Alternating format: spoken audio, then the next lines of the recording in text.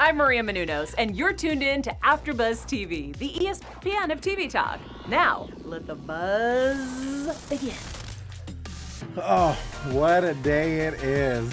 I came in waving, then I realized the news that I forgot about. I was like, hey! Yep, that sounds about right. Guys, welcome back. We're back. It's another edition of the Magician's After Show right here on AfterBuzz TV. My name is Ty Matthews, joined as always by Miss Steph Sabraw. So happy you're back, Ty. Thank you so much. But I know you guys loved Bree Phipps, and she is our producer in the booth, so she'll be chiming in too. She's so good. Hey everybody, thanks for having me last week. Amazing. This season has been wild as far as like trying to corral us all, but always exciting to be back. Of course, as viewers, as listeners have probably heard by now, we will be addressing the elephant in the room later on in news and gossip. But you know what?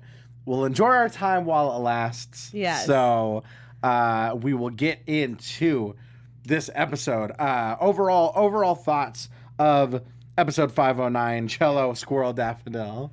I thought it was really good storytelling. I love, because sometimes you get worried with big sci-fi fantasy stories. You start to think, are you just adding stuff in because you can? Because it's a magical world and the rules don't really apply to you? Do you just do stuff just because? And I feel like with the findings of Seb, that makes sense, and I love that, and I feel like it was planned all along, and I know that it differs a little bit from the books from what I know, but it's still along the same lines, which is just really good clarity for me. I appreciate that. Yeah, absolutely. We were talking a little bit before we went live that like the tail end of Magician seasons for me can sometimes get a little tenuous because there are so many moving parts and so many quests happening and side quests of side quests of side quests. And so it's sometimes it's tough to kind of keep up, but I'm a sucker for a good time travel. Me too. Plot, time travel never hurt nobody. Exactly. Unless you're Captain America. Yeah, seriously. And we get returning characters like Hyman, who Hyman is always a delight, as problematic as he may be. But I love seeing him and Penny reunited. We'll talk about that. We'll talk about Penny and Plum's quest through time. We'll talk about the return of Christopher Plummer, another return of another problematic figure. Yeah. This episode. The chat wins, baby. Just a banner episode for perverts, huh? Yes. Good Lord. Before we dive in, shout out to you all in the chat. Thank you guys for waiting for us. You guys you make this so much fun to talk with you guys every week after week. A. Charles, Stephen, John, Paul, Billie Jean Girl 24. I'll keep shouting you out. Love what you guys are saying. Keep it up. Thank you. Absolutely. Smash that like button if you're watching in media res, if you're watching live. Let's keep this conversation going for the remaining episodes. Oh boy. Gonna be tough to keep the energy up with that cloud hanging over us. I know. But let's get into this episode. Let's start off with Fen and Margo, because I always love seeing their adventures. Me too. I love following along with Fen as well. But as I said, we see the return of Christopher Plummer, the tongue-twisted Christopher Plummer. Oh my gosh.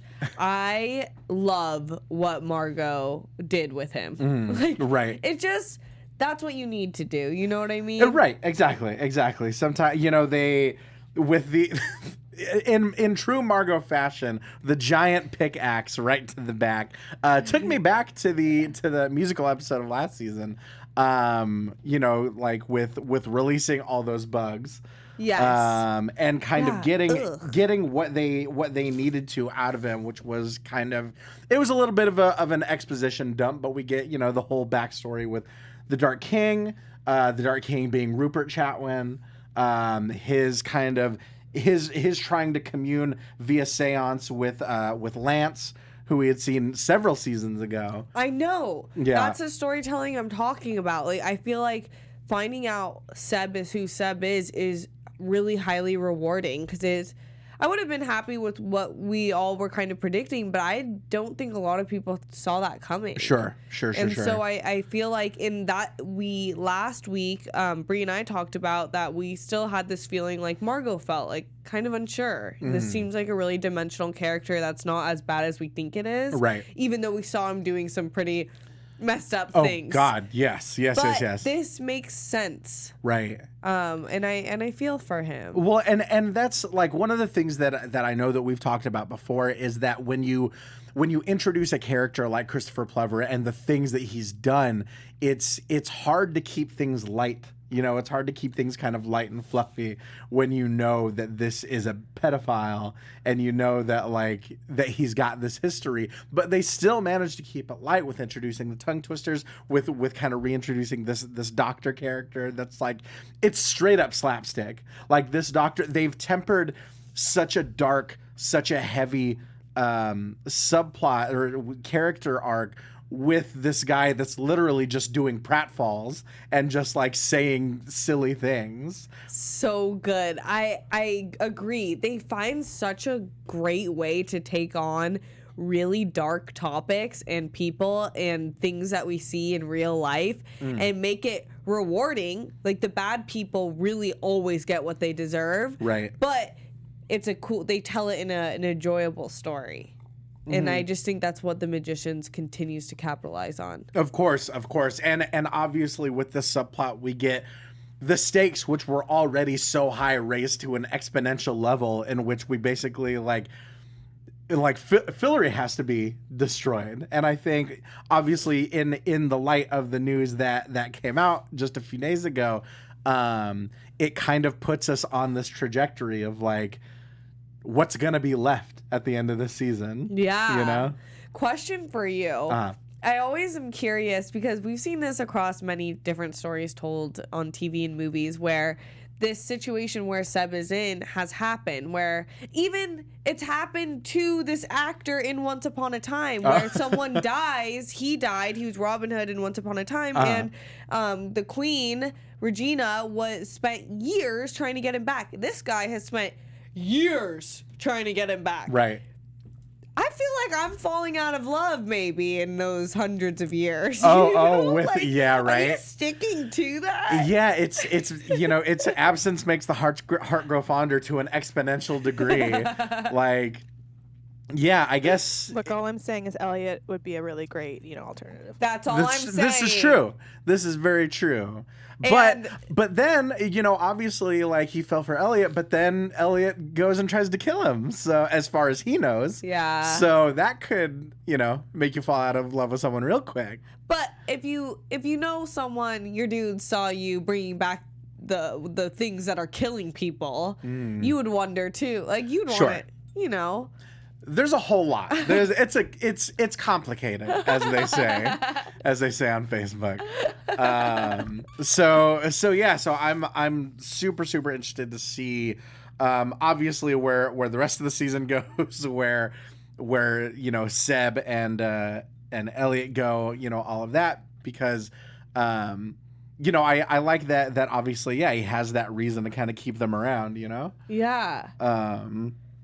But yeah, so speaking of people needing things, let's go with let's start talking about Alice and Kady and kind of their little corner of the episode. Yikes. Where we've found out about the couple and how they're kind of how they're after Alice and all that stuff. I'm trying to think. Ostensibly, like I said, I talked about the stakes getting raised to an exponential degree. We're talking about making a new moon here, an entirely new moon, to try and sort of offset all of the wonkiness of, our original moon. Who Kady had some choice words for. Yeah, the whole moon drama is so funny to me. It's not funny, but it's funny because y'all messed up. Right, exactly. You broke the moon. You broke the moon. Now this is happening. Jeffrey Arend, who plays George in this episode, is one of my favorite character actors. If you guys seen him, he was in Devil, written and produced by M. Night Shyamalan some years ago. He's been in quite a bit, and he does such interesting things with this character, culminating in what's got to be some of the most graphic things that we've seen on the show, with Alice getting all of her or not all of them, but 4 of her fingers cut off. Wait, I'm sorry, sci-fi.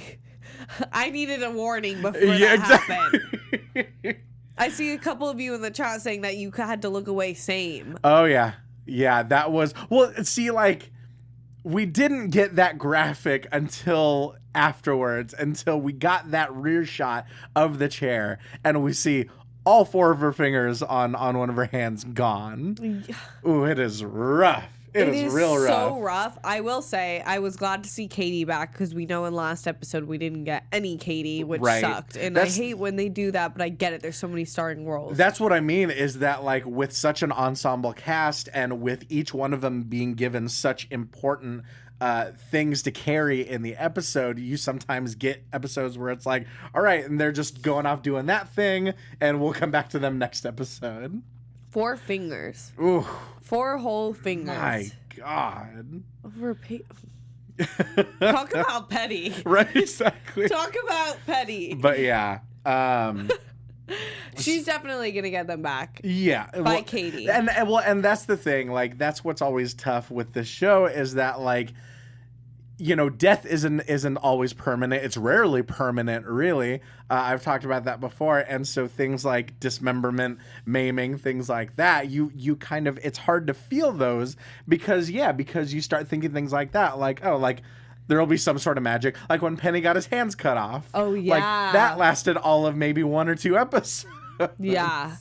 So it's tough to kind of feel things like that, but still, with the Foley work and the squelching that we heard, you know, it's a little bit rough. It was intense. It's the worst kind of ASMR. And, like, true, but also my girl Alice has been through enough.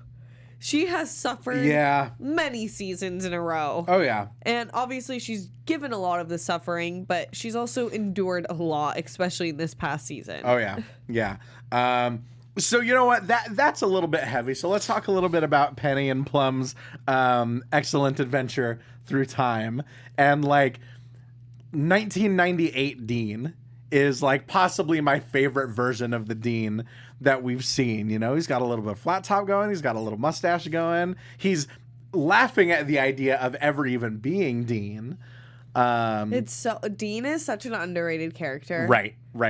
Like, I would love to see a spin-off show in the perspective of Dean. Just seeing all the shits at all times. Just all of the different, I would love that. Just all of the different versions of the Dean. Psycho Dean, normal Dean, you know, that's a drunk, but he's still lovable. Blind Dean, 1998 Dean, who I guess is not the Dean. Just all sorts of stuff happening. Yeah, but I loved it. I love this storyline with Penny, and I'm curious how they'll get back into the timeline.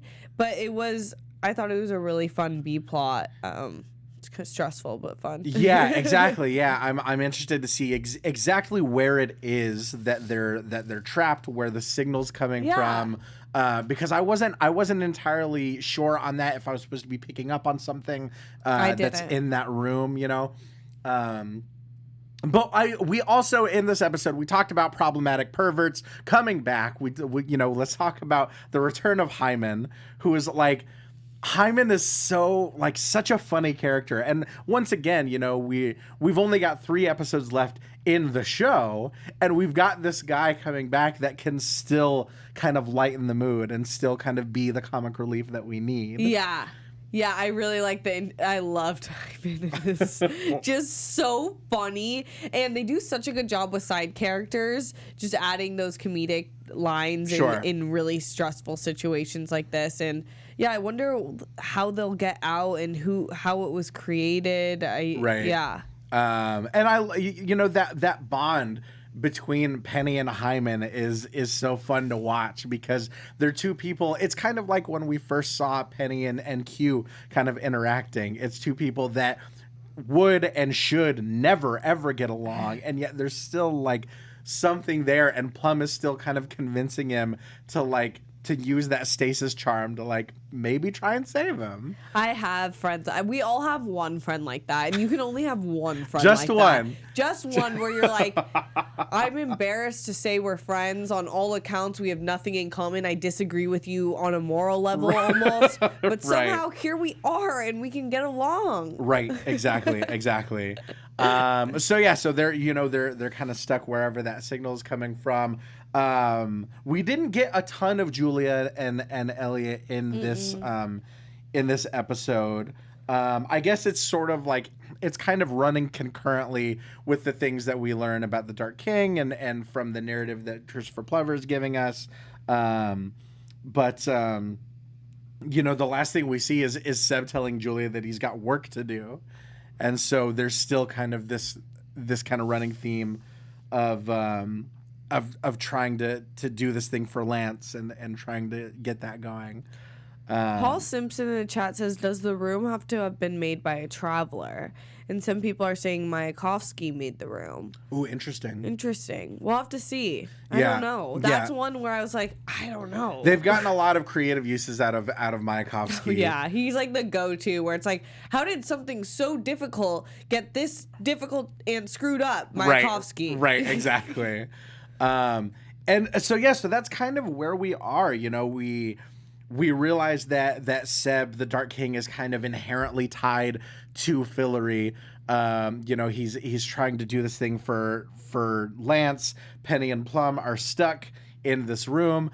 Alice and Kady need to somehow be able to stop George and be able to use the World Seed to create a new moon. There's so much happening, and there's only 2 episodes left, I think, after this, right? Yeah, that will tie into our news and gossip, but that's how I felt like. Yeah, exactly. I was like, oh my God, I just watched the inception of so many plot lines happening, and somehow they're going to have to close it, which I know they can, right. I think. So speaking of that, let's go ahead and get into our news and gossip for the episode. You got it. For the week. So, the show.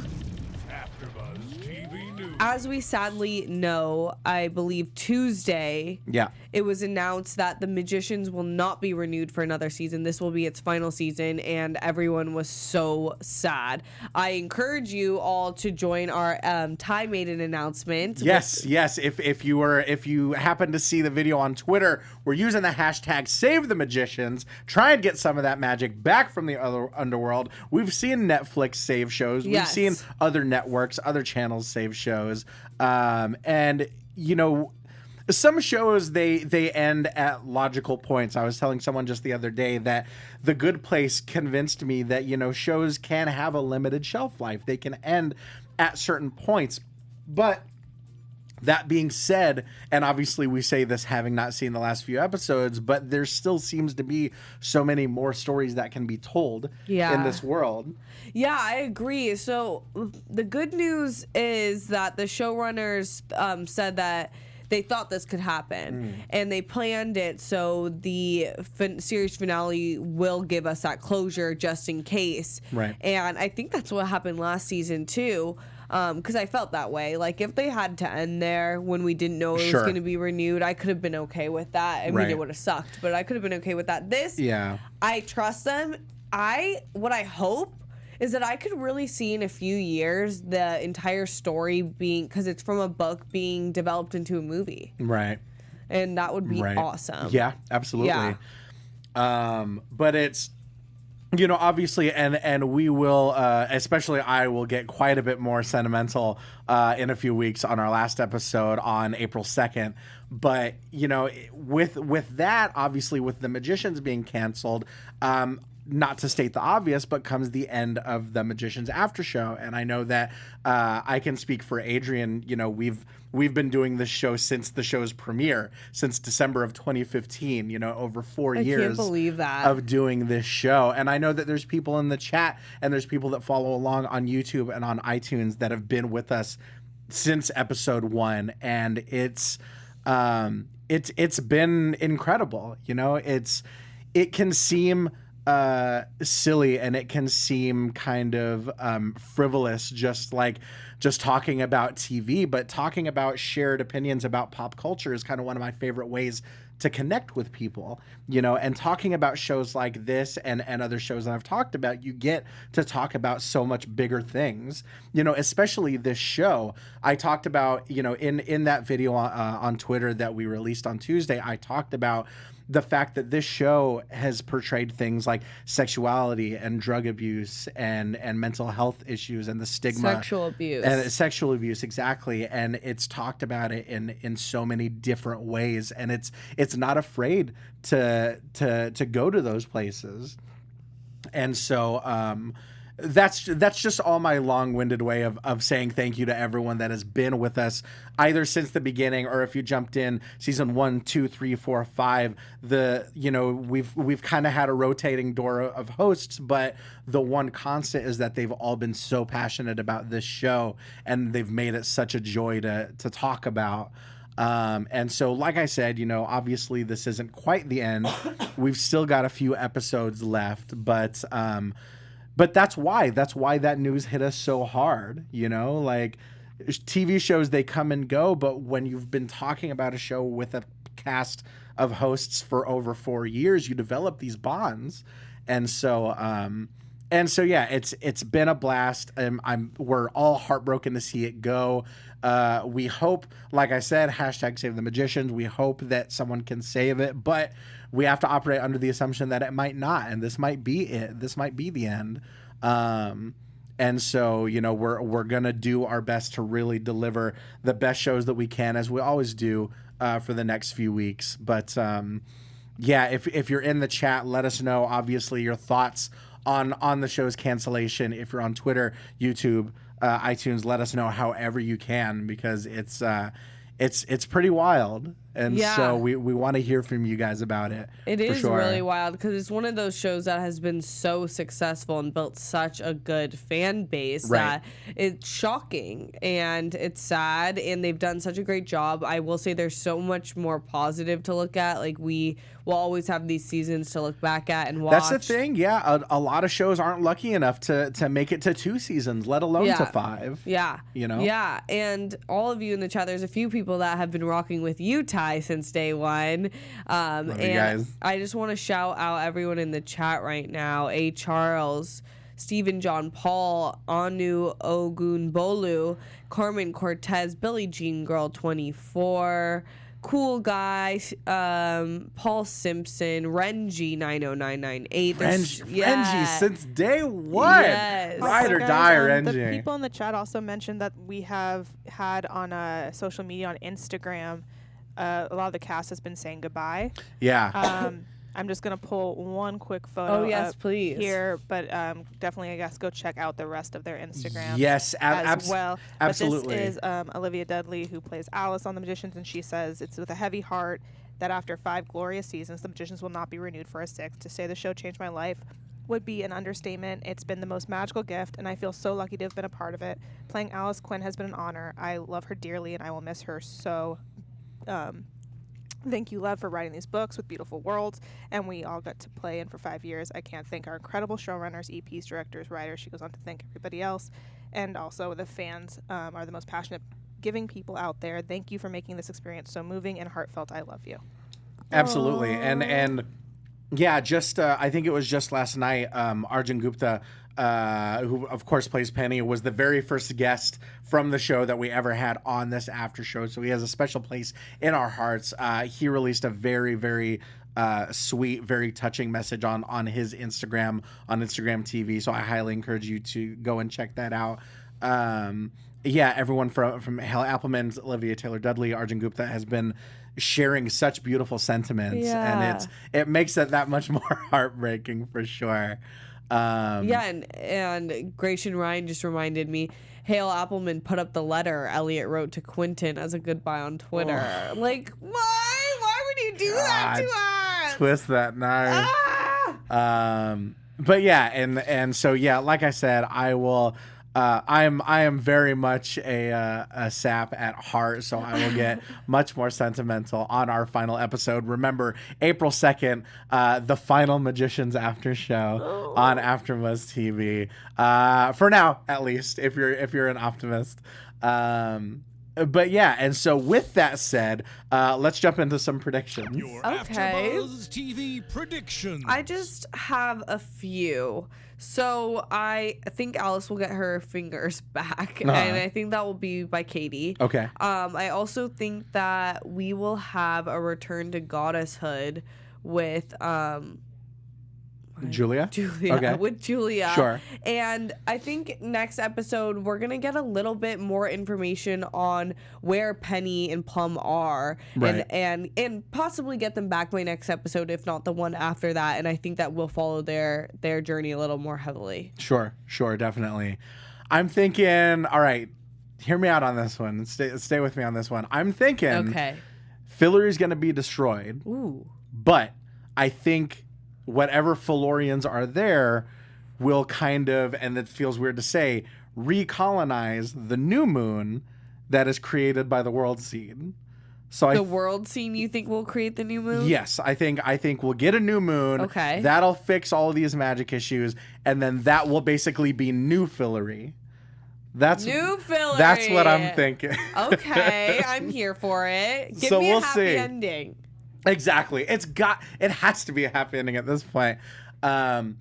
So yeah, like I said, like I always say, if you've got those fan theories, no matter how wild they are, tweet them out to us. Hit us up on Instagram. If you're on YouTube, leave us hit that thumbs up.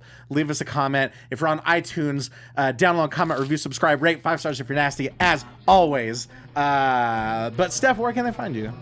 You guys can find me all over social media at Steph Sabraw, and hit that like button right now, fam. We appreciate you rocking with us live. Always. As always, you can find me on all forms of social media, primarily Twitter and Instagram, at Ty Matthews PMA. I just got back from the Mammoth Film Festival, so keep your eye on Popcorn Talk.